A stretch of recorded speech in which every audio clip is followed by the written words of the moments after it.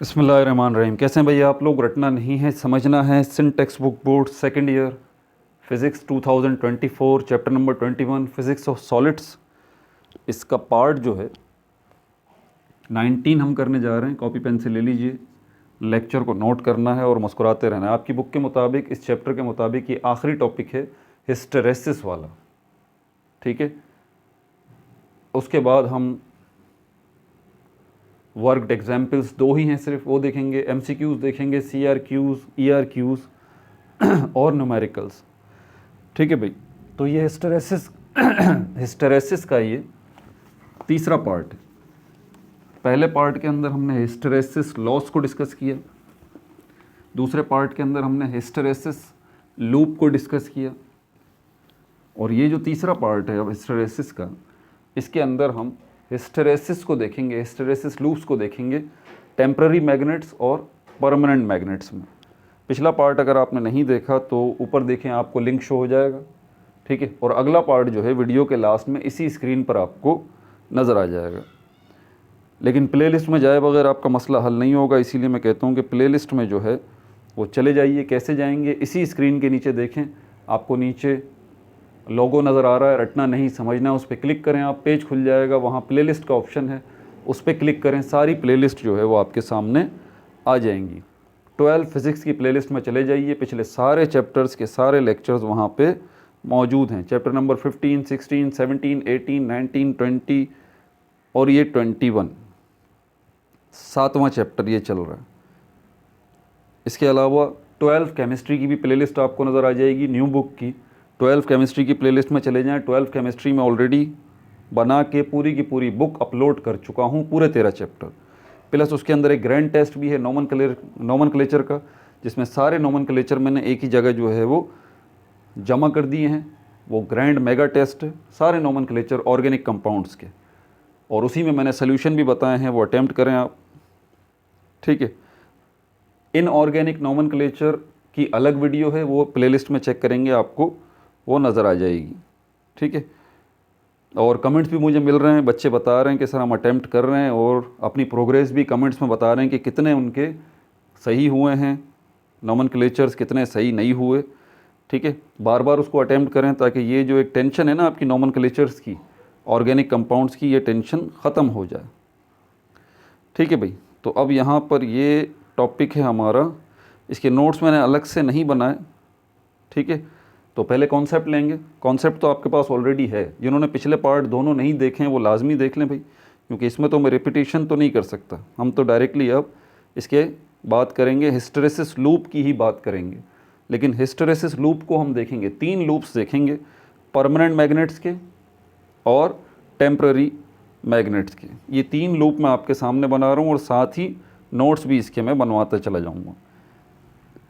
ये 3 लूप हैं, एक ये रहा, एक ये रहा। खैर ये तो लूप नहीं है, अब इस पे लूप बनाते हैं, हिस्टेरेसिस लूप। ये यहाँ से ये सबसे बड़ा वाला हिस्टेरेसिस लूप है।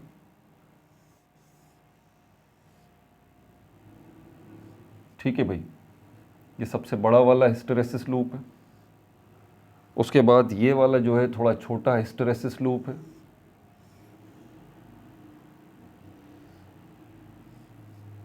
और तीसरा ये जो है बिल्कुल ही छोटा सा हिस्टेरेसिस लूप है।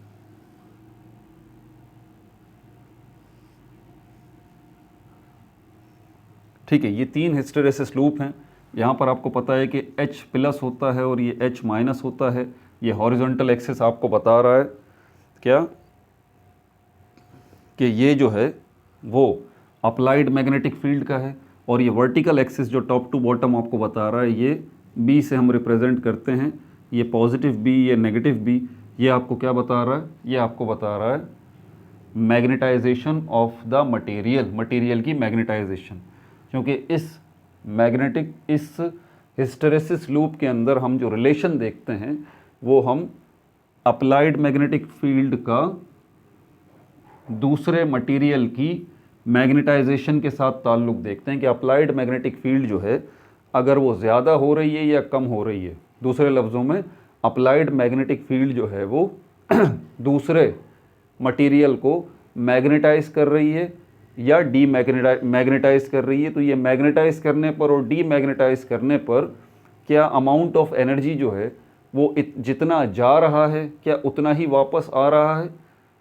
अप्लाइड मैग्नेटिक फील्ड जितना अमाउंट ऑफ एनर्जी ट्रांसफ़र कर रहा है मैग्नेटिक मटेरियल को मैग्नेटाइज करने पर तो क्या डी मैग्नेटाइज करने पर दोबारा उतना ही अमाउंट वापस आ रहा है या नहीं आ रहा। यही हम इन हिस्टैरिसीस लूप्स में देखते हैं।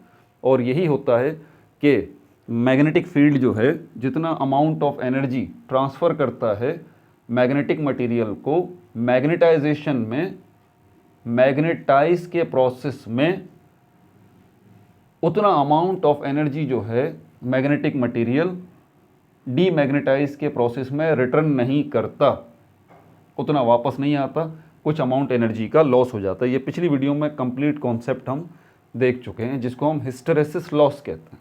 उसी हिस्टैरिसीस लॉस को इन लूप्स की मदद से हम रिप्रेजेंट करते हैं यहाँ पर, जिसको हम कहते हैं हिस्टैरिसीस लूप। तो ये टेम्पररी मैग्नेट्स और परमानेंट मैग्नेट्स के 3 हिस्टैरिसीस लूप जो है वो मैंने बनाए हैं। ठीक है, मैग्नेटाइज और डी मैग्नेटाइज, मैग्नेटाइज और डी मैग्नेटाइज। ये जो हमारे पास हिस्टैरिसीस लूप है इसकी ये जो राइट हैंड साइड है, ये वाली राइट हैंड साइड है ये, और लेफ्ट हैंड साइड है, प्लस एच देख लें और माइनस एच देख लें, प्लस बी देख लें माइनस बी देख लें। ये राइट हैंड साइड आपको क्या बता रही है? ये आपको बता रही है कि मैग्नेटाइज हो रहा है material.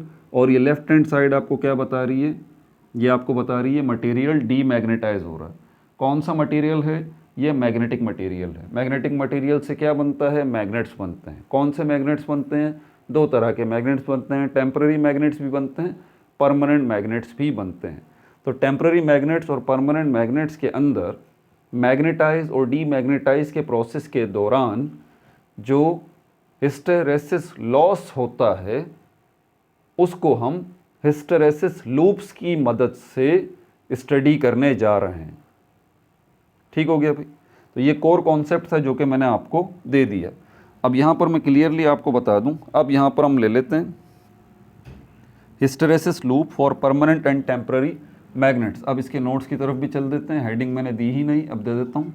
Hysteresis loops for temporary and permanent magnet, temporary and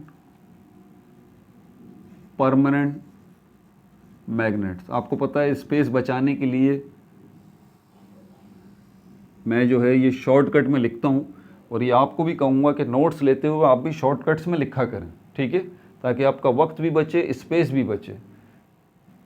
तो hysteresis loops hysteresis loops for temporary and permanent magnets, इनके अंदर से एक बात याद रखें आप, मैग्नेटाइजिंग या मैग्नेटाइजेशन पावर या किसी मटेरियल की जो मैग्नेटाइजिंग पावर है वो जितनी ज़्यादा होगी ना उतना ही वहाँ पर हिस्टैरिसीस लॉस ज़्यादा होगा। क्या कहा मैंने? किसी मटेरियल की जितनी, किसी मैग्नेटिक मटेरियल की, ये बात याद रखिएगा, आम मटेरियल नहीं, मैग्नेटिक मटेरियल, किसी मैग्नेटिक मटेरियल की magnetization power, magnetization strength, magnet बनने की सलाहियत, मैग्नेट बनने की एबिलिटी जितनी ज़्यादा होगी उतना ज़्यादा ही उसके अंदर हिस्टैरिसीस लॉस होगा, मैग्नेटाइज के दौरान और डीमैग्नेटाइज के दौरान। ये बात जहन में रखिएगा। तो ऑब्वियस सी बात है कि हमारे पास परमानेंट मैग्नेट्स जो हैं वो परमानेंट मैग्नेट्स परमानेंट इसीलिए बनते हैं, ऐसे मैग्नेटिक मटेरियल ही परमानेंट मैग्नेट्स बनते हैं जिन मैग्नेटिक मटेरियल्स की मैग्नेटाइजिंग पावर बहुत ज़्यादा होती है, मैग्नेट बनने की एबिलिटी बहुत ज़्यादा होती है। तो अल्टीमेटली ऐसे मैग्नेटिक मटेरियल से बने हुए परमानेंट मैग्नेट्स को जब हम मैग्नेटाइज और डीमैग्नेटाइज करेंगे अप्लाइड मैग्नेटिक फील्ड की मदद से, तो वहाँ पर हिस्टैरिसीस लॉस भी ज़्यादा होगा। मतलब डायरेक्ट रिलेशनशिप आप कह सकते हैं कि मैग्नेटाइजिंग पावर का हिस्टैरिसीस लॉस के साथ डायरेक्ट रिलेशनशिप है। अब ये 3 पिक्चर्स देख लें आप। अगर आपको पिछली वीडियो याद हो तो उसमें एक बात मैंने बताई थी विड्थ की। इसकी विड्थ देखें सबसे ज़्यादा नज़र आ रही है आपको, यहाँ पर हिस्टेरेसिस लॉस बहुत ज़्यादा है। और अगर हिस्टेरेसिस लॉस यहाँ पर बहुत ज़्यादा है तो इसका मतलब एग्जैक्टली ये परमानेंट मैग्नेट है, ये स्ट्रॉन्ग मैग्नेट है यहाँ पर एज़ कम्पेयर टू दिस, इसमें। क्योंकि देखें यही सारी चीज़ें पूछी जाती हैं, इसीलिए ध्यान से इसको देख लें आप। तीनों की शक्ल देख के पहचान लेंगे कि ये टेम्पररी मैग्नेट है, ये परमानेंट मैग्नेट है लेकिन इतना स्ट्रॉन्ग नहीं है। यानी कि मैग्नेट की ताकत का आपको पता लग जाएगा कि यार ये मैग्नेट कितना पावरफुल है। ये सबसे कम पावरफुल मैग्नेट है, ये उससे ज़्यादा पावरफुल मैग्नेट है, ये उससे ज़्यादा पावरफुल मैग्नेट है। क्यों? ये हिस्टेरेसिस लूप जो है इसकी ये विड्थ बता रही है, ये जो विड्थ है ना इसकी, ये विड्थ बता रही है सबसे ज़्यादा है। तो एग्जैक्टली इस मैग्नेट की मैग्नेटाइजिंग पावर भी सबसे ज़्यादा है। और इस मैग्नेट के अंदर हिस्टेरेसिस लॉस जो है, हिस्टेरेसिस लॉस जो है, हिस्टेरेसिस लॉस जो है ये भी सबसे ज़्यादा। ये वाला जो मैग्नेट है ये इतना पावरफुल मैग्नेट नहीं है, इसकी मैग्नेटाइजिंग पावर इतनी अच्छी नहीं है, इसीलिए इसके अंदर जो है वो इसका जो हिस्टेरेसिस लूप है उसकी आप देखें तो आपको विड्थ जो है ये कम नज़र आएगी। इसीलिए इसकी हिस्टेरेसिस लॉस जो है इसका कम है एज़ कम्पेयर टू दिस। और ये एग्जैक्टली ये टेम्पररी मैग्नेट्स होगा, परमानेंट नहीं होगा, ये परमानेंट मैग्नेट होगा। मैं आपको इस काबिल बनाना चाह रहा हूँ कि इन पिक्चर्स को देख के ही आप सेकंड में अंदाज़ा लगा लें कि जो मैग्नेटिक मटेरियल, जिस मैग्नेटिक मटेरियल से मैग्नेट्स बनाए गए हैं वो मैग्नेटिक मटेरियल अपने अंदर कितनी मैग्नेटाइजिंग पावर रखता है, वो मैग्नेटिक मटेरियल अपने अंदर कितनी पावर रखता है मैग्नेट बनने की। सारी चीज़ों को आप मैग्नेट नहीं बना सकते, और जिन चीज़ों को मैग्नेट आप बना सकते हैं उनमें भी कैटेगरीज़ हैं। पावरफुल मैग्नेट, उससे कम पावरफुल मैग्नेट, उससे कम पावरफुल मैग्नेट। और जितना पावरफुल मैग्नेट होगा उतना ही ज़्यादा उसके अंदर हिस्टेरेसिस लॉस होगा मैग्नेटाइज के दौरान, डीमैग्नेटाइज के दौरान।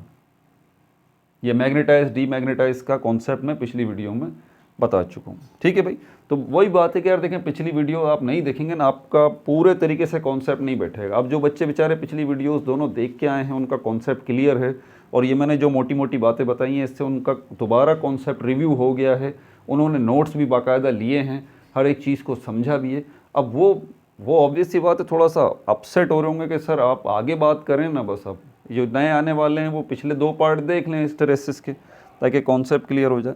तो बहरहाल हम आगे चलते हैं अब। ठीक है भाई, अब इसके नोट्स की तरफ चलते हैं। नोट्स मैं इसके यहीं नीचे बनवा रहा हूँ, ये पिक्चर्स बनी रहना ज़रूरी हैं, ये पिक्चर्स बनी रहना ज़रूरी हैं। अच्छा, ये इसकी एक्सप्लेनेशन है कि एक्सप्लेनेशन यहाँ से इसके हम लेके चलेंगे। ठीक है, ये हेडिंग देने के बाद ये छोटी सी हेडिंग आएगी एक्सप्लेनेशन की। हिस्टेरेसिस जो है, हिस्टेरेसिस जो है वो सबसे ज़्यादा आपको किस में नज़र आता है? हाई रेजिडुअल मैग्नेटिज्म, मतलब हाई मैग्नेटिक पावर जिनकी होती है, हिस्टेरेसिस जो है वो सबसे ज़्यादा आपको किस में नज़र आता है? Hysteresis is marked in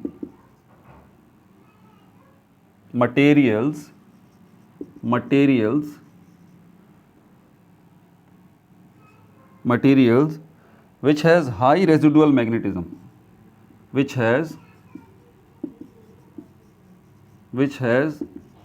high residual magnetism,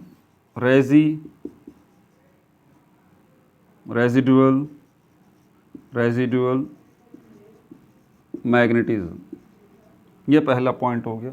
वही जो मैं आपको बात बता चुका हूँ वही मैंने लिखी है। हिस्टेरेसिस जो है वो नोट किया जाता है materials which has high residual magnetism, जिनकी मैग्नेटिक पावर बहुत ज़्यादा होती है, उनके पास बहुत ज़्यादा नज़र आता है। मिसाल के तौर पर एग्जाम्पल हमारे पास है हार्डेंड स्टील, जैसे कि हार्डेंड स्टील जो है वो ऐसा मैग्नेटिक मटेरियल है जिससे परमानेंट मैग्नेट्स आप बनाते हैं और बड़े पावरफुल मैग्नेट्स जो है बनते हैं। वजह क्या है? क्योंकि ये हार्डेंड स्टील जो है इसकी हाई रेजिडुअल मैग्नेटिज्म है। हाई रेजिडुअल मैग्नेटिज्म से परेशान मत होइएगा। हाई रेजिडुअल मैग्नेटिज्म से मतलब ये कि इसके पास हार्डेंड स्टील जो है इसका मैग्नेट बनने की क्वालिटी इसके पास सबसे ज़्यादा है। ठीक है, इसीलिए हिस्टेरेसिस भी हार्डेंड स्टील के अंदर आपको ज़्यादा नज़र आएगा। ठीक है भाई, अगला पॉइंट इसमें नोट करें। अब यहाँ पर हेडिंग दे दें, अगली में दे रहा हूँ हिस्टेरेसिस लॉस इन। ठीक है, पहली हेडिंग आएगी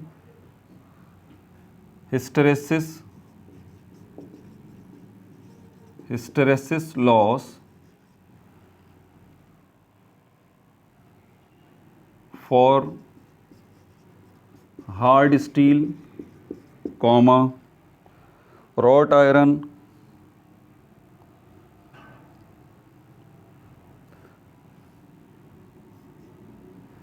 hysteresis hard steel, wrought iron. पहले हार्ड स्टील को देख लेते हैं।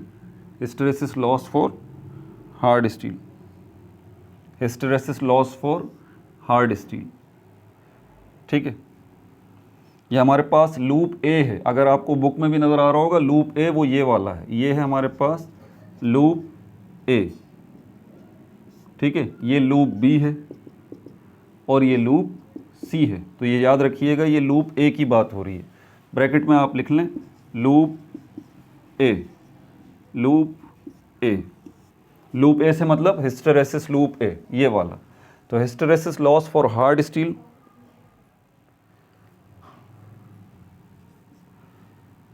हाई रिटेंटिविटी पावर है इसकी, हार्ड स्टील की हाई रिटेंटिविटी पावर है। ठीक है, पॉइंट्स नोट कर लीजिए। लार्ज कर्सिव फोर्स होती है इसमें, या हाई कर्सिविटी कर लें। हाई कर्सिविटी, रिटेंटिविटी क्या है, कर्सिविटी क्या है, इसको भी पिछली वीडियो में मैं एक्सप्लेन कर चुका हूँ। हैंस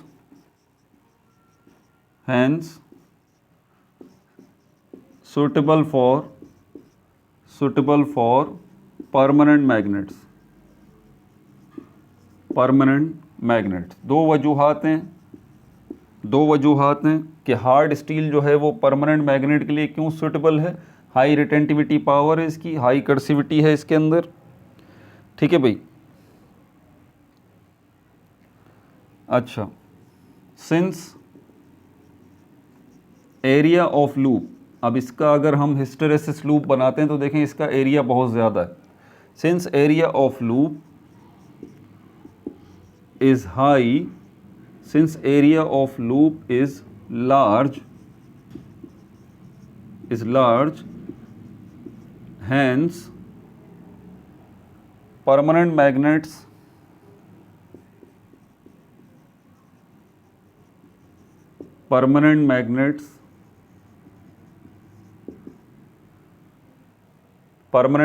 जो कि हार्ड स्टील के बने होते हैं, permanent magnets of hard steel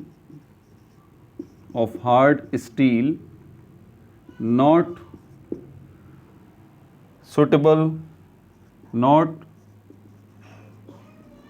suitable for transformers,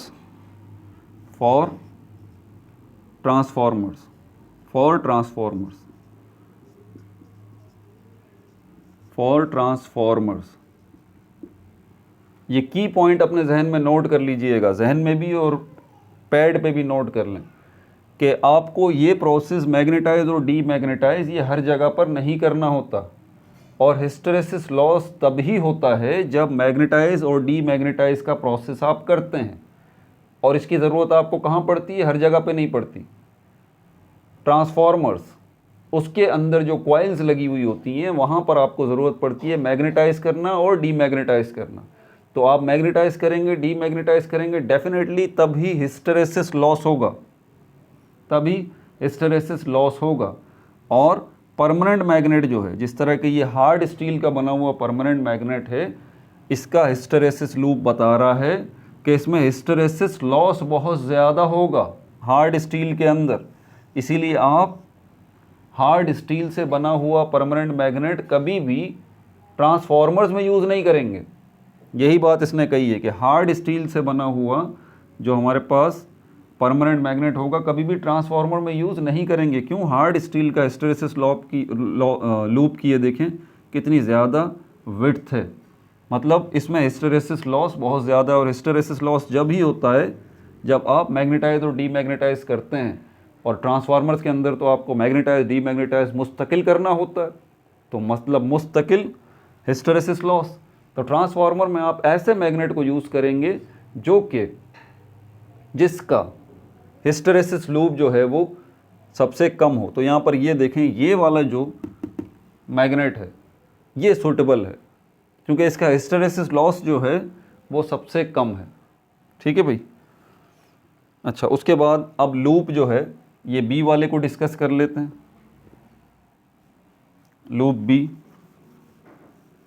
इसमें हमारे पास रॉट आयरन आ जाता है। आयरन की किस्में होती हैं, ये मैं आपको बता दूं, आयरन की 2-4 किस्में होती हैं। पिग आयरन भी होता है, रॉट आयरन भी होता है, कास्ट आयरन भी होता है।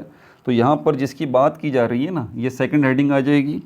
यहाँ पर बात की जा रही है wrought iron and cast steel की।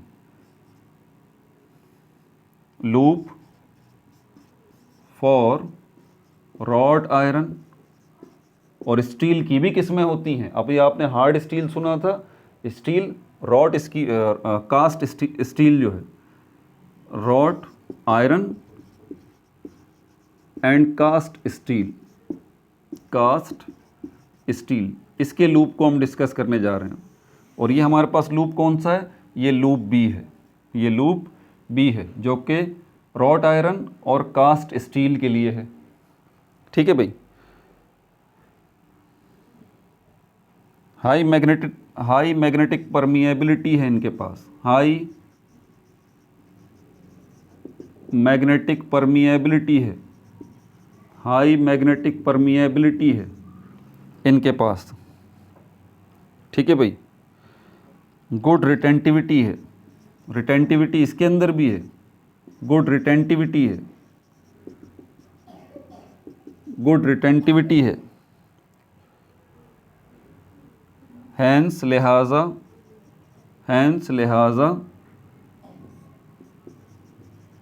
these materials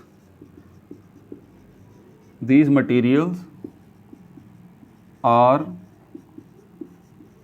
good for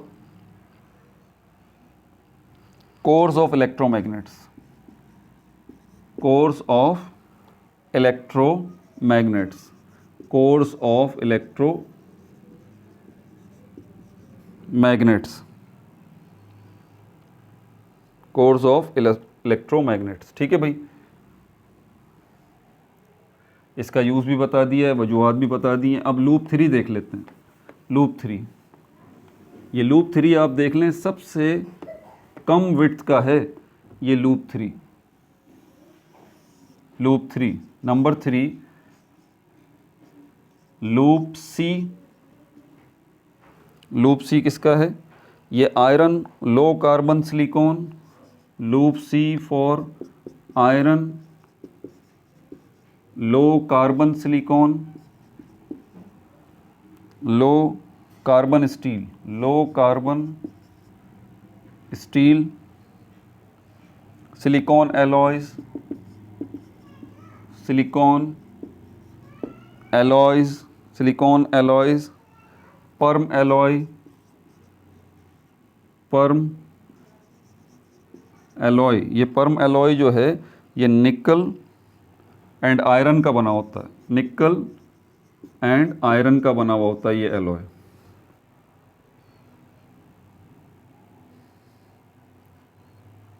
और म्यू मेटल, और म्यू, MU-METL, म्यू मेटल। ठीक है भाई, ये है हमारे पास nickel iron soft ferromagnetic material sheets. New metal ये क्या है? Nickel dash iron soft ferromagnetic material, ये ब्रैकेट में आएगा और इसके साथ आएगा शीट्स। तो आप सिर्फ लूप सी की भी हेडिंग डाल सकते हैं, ये भी बता दूं आपको, आप लूप सी की भी हेडिंग डाल सकते हैं सिर्फ, लेकिन नीचे फिर आपको ये बताना पड़ेगा कि ये लूप सी जो है कौन से मैग्नेटिक मटेरियल्स को रिप्रेजेंट कर रहा है। ये लूप सी जो है वो आयरन को रिप्रेजेंट कर रहा है, लो कार्बन स्टील को रिप्रेजेंट कर रहा है, ठीक है, सिलिकॉन एलॉयज को रिप्रेजेंट कर रहा है, पर्म एलॉय को रिप्रेजेंट कर रहा है, और पर्म एलॉय असल में निकल और आयरन का एलॉय कहलाता है, और म्यू मेटल को रिप्रेजेंट कर रहा है। ये म्यू मेटल असल में निकल आयरन सॉफ्ट मैग्नेटिक मटेरियल का एलॉय होता है, जिसको म्यू मेटल कहते हैं, और उससे शीट्स बनती हैं, म्यू मेटल। अब यहाँ पर ये क्या है? ये iron, low carbon steel, silicon alloys, पर्म alloy और म्यू मेटल, ये क्या है? ये सब मैग्नेटिक मटेरियल्स हैं। और इन मैग्नेटिक मटेरियल्स को अगर हम मैग्नेटाइज और डीमैग्नेटाइज करते हैं तो वहाँ पर हिस्टेरेसिस लॉस जो है वो सबसे कम होता है। मुझे कैसे पता? ये हिस्टेरेसिस लूप बता रहा है भाई, ये देख लें कितनी कम विड्थ है इसकी, ये देखें कितनी कम है। तो ये बेस्ट सूट करते हैं ट्रांसफॉर्मर्स को, ये बेहतरीन सूट करते हैं। हिस्टेरेसिस लॉस जो है वो इसमें बहुत ही कम है, इसीलिए ट्रांसफॉर्मर्स के अंदर तो हमें मैग्नेटाइज और डीमैग्नेटाइज मुस्तकिल करना होता है। इसलिए ये इन मैग्नेटिक मटेरियल से बने हुए मैग्नेट्स जो है वो हम ट्रांसफॉर्मर्स में यूज़ कर सकते हैं। ठीक है भाई, इनकी प्रॉपर्टीज़ क्या हैं वो भी ज़रा लिख लीजिए। परमिएबिलिटी बहुत हाई होती है, इनकी भी परमिएबिलिटी हाई होती है, परमिएबिलिटी इनकी भी हाई होती है। ठीक है भाई, और हिस्टेरेसिस लॉस जो है बहुत ही ना कम होने के बराबर होता है। हिस्टेरेसिस लॉस जो है वेरी लेस, बहुत थोड़ा होता है। हिस्टेरेसिस लॉस इसमें बहुत थोड़ा होता है। Most suitable for transformers, most suitable इसके लिए, ट्रांसफॉर्मर्स के लिए मोस्ट सुइटेबल्स होते हैं, ट्रांसफॉर्मर्स के लिए ये मोस्ट सुइटेबल्स होते हैं। ठीक है भाई, उसके बाद समरी शुरू हो जाती है आपकी बुक के अंदर। ये तमाम हो गया। फिर बता रहा हूँ कि 2 वर्कड एग्जाम्पल हैं, अगले पार्ट में देखेंगे, उसके बाद MCQs देखेंगे, और उसके बाद जो है CRQs, फिर ERQs जो है वो देखेंगे, और न्यूमेरिकल्स देखेंगे। फिर चैप्टर नंबर 20 की तरफ चलेंगे। ठीक है भाई, अपना बहुत ज़्यादा ख्याल रखिएगा। No like no subscribe, only share.